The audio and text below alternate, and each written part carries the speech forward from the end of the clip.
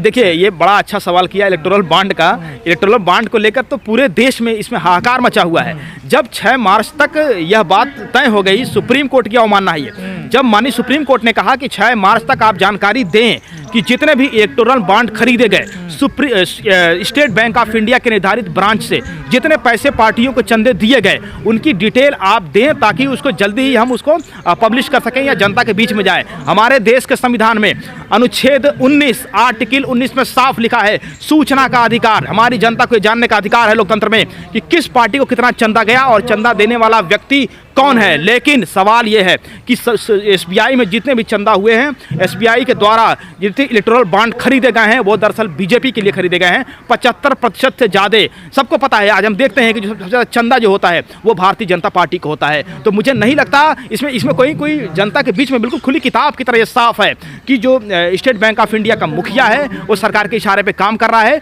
और 48 करोड़ उसके पास अकाउंट है स्टेट बैंक ऑफ इंडिया में। एक क्लिक पर पिछले 10 सालों का हिसाब इलेक्ट्रॉनिक में अवेलेबल है, उपलब्ध है। और ये छोटी सी जानकारी 20-22 हज़ार लोगों के इलेक्ट्रॉनिक बॉन्ड जो बिके उनके, उसकी जानकारी देने में देरी क्यों हो रही है?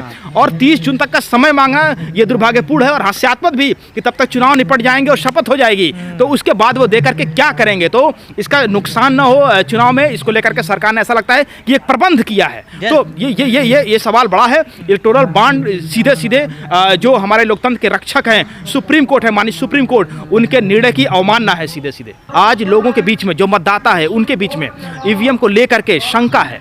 लोग इसको संदिग्ध मानते हैं। जो हमने वोट कास्ट किया वो वोट सही आदमी को पहुंचा कि नहीं, क्या वो वोट परिणाम में गिना गया कि नहीं गिना गया, इसकी कोई गारंटी नहीं है। हमने जो वोट डाला वो वोट इलेक्ट्रॉनिकली चेंज हो गया, उसका फॉर्मेट चेंज हो गया, सारी वो गिनती में आया कि नहीं, इसकी कोई जानकारी नहीं है। तो मुझे लगता है कि इलेक्ट्रॉनिक वोटिंग मशीन को लेकर जनता की तरफ से इस तरह की चीज़ें आ रही थी, उनके बीच में ईवीएम को लेकर विरोध था, इसलिए पार्टी ने यह तय किया कि हम इस तरह के कार्यक्रम चिंतन शिविर करेंगे। और इसलिए आज हाई कोर्ट और सुप्रीम कोर्ट के जो वकील हैं, जो विधि के विशेषज्ञ हैं, जो कानूनविद हैं, वो लोग अपनी चर्चा कर रहे हैं और सारे सहयोग से भारी संख्या में लोग हैं और धीरे धीरे लोग और भी संख्या बढ़ रही है। तो मुझे लगता है जितनी बड़ी तादाद में वकील इसमें हिस्सेदारी अपनी दे रहे हैं, उस तरीके से राजनेता नजर नहीं आ रहे। जी नहीं, ठीक है। देखिए, सबके अपने अपने रोल है, सबकी अपनी अपनी भूमिका है। आज इलेक्ट्रॉनिक वोटिंग मशीन को लेकर के अभी देखिए बहुत सारे ऐसे अभी स्टेट्स में इलेक्शन हुए हैं। 2022 में उत्तर प्रदेश में इलेक्शन हुए और भी सारे इलेक्शन हुए। कई ऐसे कैंडिडेट हैं जो लाखों लाख वोट पाके हार जा रहे हैं, 200-300 वोटों से हार जाते हैं।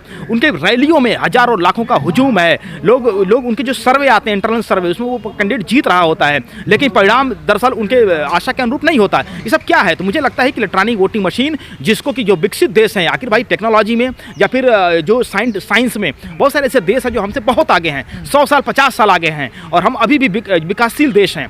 तो उन लोगों ने इसकी व्यवस्था को नकार दिया। वो ये मानते हैं कि ईवीएम लोकतंत्र को सुदृढ़ करने का सही तरीका नहीं है। इलेक्ट्रॉनिक उसमें टैंपरिंग की जा सकती है, मैनिपुलेट किया जा सकता है, उसको उन्होंने बैन किया। सबूत नहीं है ना आप लोगों के पास? नहीं, सबूत सदके अब सबूत की बात यह है कि मैंने पहले कहा कि हमारे वोट इलेक्ट्रॉनिक में चेंज हो जाते हैं, तो हमें नहीं पता कि हमारा वोट कहाँ गया, वोट किसने डाला। जब वो पेपर पे हो तब तो समझ में आया। इसका एग्जांपल है चंडीगढ़ चुनाव में जितने वोट इनवैलिड किए गए वो सीसीटीवी कैमरे में कैद है। मशीन में आप कैसे कर सकते हैं? तो कहने का मतलब यह है कि इलेक्ट्रॉनिक वोटिंग मशीन, इसको ये संदिग्ध है और ये विश्वसनीय नहीं है।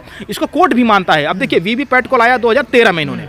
अब ये voter verifiable paper audit trail VVPAT में भी ये भी संदिग्ध है कि इसमें हम नहीं देख सकते कि जो हमारी जो पर्ची आई है, जो उसकी रिसीट आई है, वो दरअसल सही है या नहीं है। हमने वोट किसको डाला, किसको गया, कोई जानकारी नहीं है। पेपर पे हमारे पास सबूत होता है कि हमने जिसको वोट डाला है, वोट उसी पार्टी को हमने दिया है और वो पूरी तरह से विश्वसनीय होकर चला जाता है। हमने मशीन में बटन दबाई, वोट कहाँ गया नहीं पता चलता है, किसी को नहीं जानकारी होती।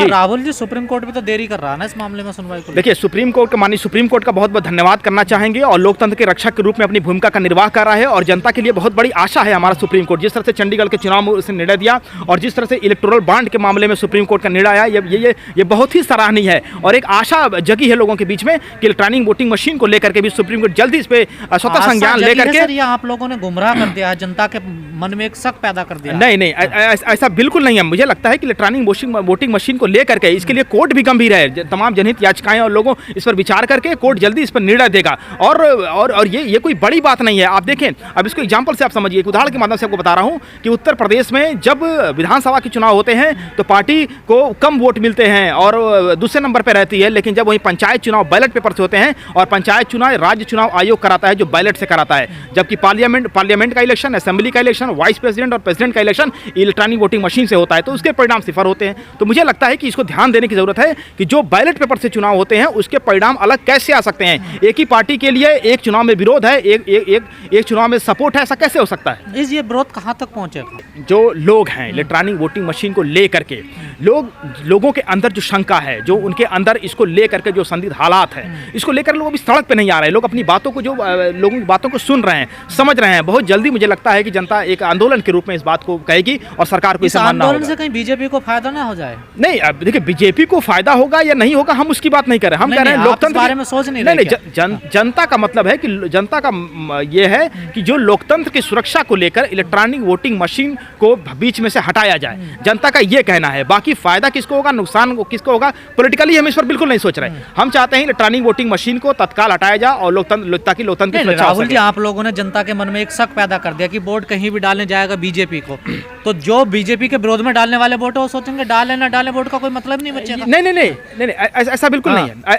ऐसा बिल्कुल नहीं। वो वोटर घर से नहीं निकला तो दिक्कत हो जाएगी। नहीं, ऐसा नहीं है। देखिए, वोटिंग का पैटर्न बढ़ाने का पूरा प्रयास कर रहे हैं हम। एक लोगों का, इसके लिए तमाम पार्टी हर स्तर से अभियान चलाती है कि लोगों को वोटिंग लिस्ट में जोड़ा जाए, वोटर लिस्ट में, और उनके वोट भी सुनिश्चित कराए जाए। बात वो नहीं है। बात यह है कि इलेक्ट्रॉनिक वोटिंग मशीन का जो प्रदर्शन रहा है अब तक, वो संतोषजनक नहीं रहा है। और ये सवाल ऐसा नहीं 2014 के बाद पूछा गया है। इससे पहले भी बीजेपी के ही नेता लाल कृष्ण आडवाणी और सुब्रमण्यम स्वामी ने कोर्ट में जाकर के इसको लेकर के अपनी चिंता जाहिर कर चुके हैं। तो मुझे लगता है कि इसको लेकर के ये सोचना कि किसी पार्टी विशेष का कार्यक्रम इलेक्ट्रॉनिक वोटिंग मशीन का विरोध, ऐसा नहीं है। ये एक सामान्य प्रतिक्रिया है जो जनता के बीच से आई है कि इलेक्ट्रॉनिक वोटिंग मशीन, क्योंकि कोई भी डिवाइस जो इलेक्ट्रॉनिक है उसको मैनिपुलेट कर सकते हैं, वो तो सॉफ्टवेयर आधारित है, उसका अपना कोई माइंड या डिसीजन लेने की क्षमता उसकी नहीं होती है, उसको टेम्परिंग किया जा सकता है। तो उसमें चूंकि ये संभावना है कि वो चाहे तो परिणाम बदल सकती है, इसलिए सिर्फ इतना सा कारण है कि इलेक्ट्रॉनिक वोटिंग मशीन में अगर लोगों के बीच में शंका है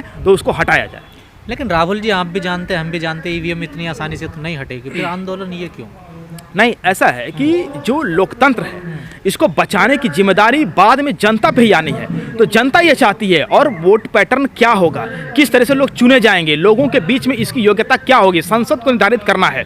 तो अब इस देश के जो संसद है, जो पढ़े लिखे लोग हैं, मीडिया है, सुप्रीम कोर्ट है, जो भी लोकतंत्र के रक्षक हैं, जो चारों स्तंभ हैं, इसको लेकर के आगे आएंगे, ऐसा हम मानते हैं। तो क्या आप सुप्रीम कोर्ट समय देगा या कोई एक्शन लेगा? सुप्रीम कोर्ट इसको स्वतः संज्ञान में लेकर अगली सुनवाई की डेट तय करके 11 तारीख को डेट है, तो उस पर सख्त निर्णय ले।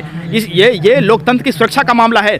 अगर किसी पार्टी को चंदा होता है उसमें कोई बुराई नहीं है, लेकिन इसको बताने में क्या दिक्कत है? आखिर कौन सा ऐसा लाभ है जो आपने ले लिया जो बताना नहीं चाहते हैं? तो मुझे लगता है कि सारी पार्टियों को चंदा होता है, उसमें कोई दिक्कत नहीं है, लेकिन जो उसका डिटेल है, उसकी जो कंप्रिहेंसिव नॉलेज है, वो जनता के बीच में होनी चाहिए कि किस पार्टी को कौन चंदा दे रहा है और कितने पैसे दे रहा है। तो क्या इस पूरे मामले से बीजेपी को बड़ा झटका लग सकता है अगर चुनाव से पहले ये नहीं, देखिए, ये बात झटके की नहीं है। बात ये समझने की है कि इस पूरे चंदे में बहुत सारी ऐसी शेल कंपनियां हैं, बहुत सारे ऐसे पैसे हैं जो ब्लैक हैं, जो उसको वाइट किया गया है। तो मामला ये है कि इसमें कई लोगों के दरअसल पोल खुलने हैं। तो ये पोल न खुल जाए, कई अपने चहेते इसमें नापे जा सकते हैं, कई अपने चहेतों को ऊपर कार्रवाई हो सकती है। यही ईडी, सीबीआई और इनकम टैक्स डिपार्टमेंट अपनों पे जो है शिकंजा कर सकती है। तो डर तो इस बात की है कि कई के अपने नप जाएंगे। और बड़ा खेल है इसके पीछे बिल्कुल बड़ा खेल है। और इसमें कई तो ऐसे लोग हैं जो सरकार के लोग हैं, जो अपने खास लोग हैं, शेल कंपनियां बना करके इलेक्ट्रॉनिक बॉन्ड के माध्यम से ब्लैक को